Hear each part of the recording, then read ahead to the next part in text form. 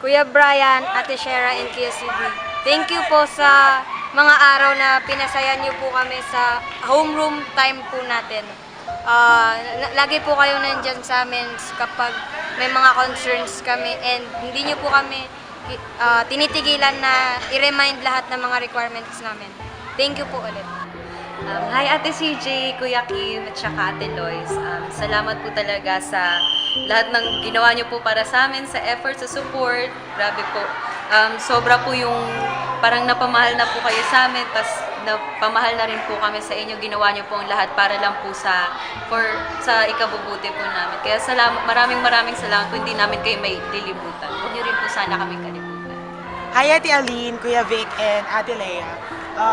Gusto ko lang pong magpasalamat sa lahat ng ginawa nyo para po maging successful kami dito sa 4th year journey namin.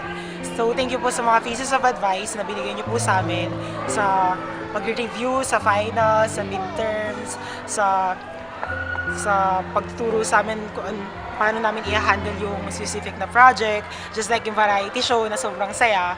Tapos yung grad song na pinagandaan talaga ni Colleen.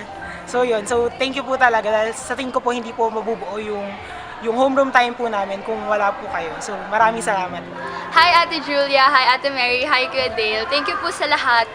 Sa lahat po ng bonding moments with 9C. Thank you po kasi lagi po kayo nandyan sa tabi namin. You're always there to support us po. Hindi nyo po kami pinabayaan, tsaka lagi po kayo nandyan, pinupush po kami para mag-aral.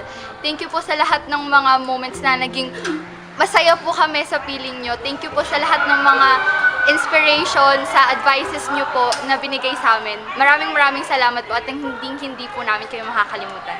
Thank you po sa lahat ng mga advisors, especially ng Forso, sila Kuya Pat, Ate Jai at Ate Rio. Thank you po sa pagiging supportive at approachable, lalong-lalo na nung nagpa-practice kami sa variety show. Thank you po sa food na dinadala nyo. Maraming salamat.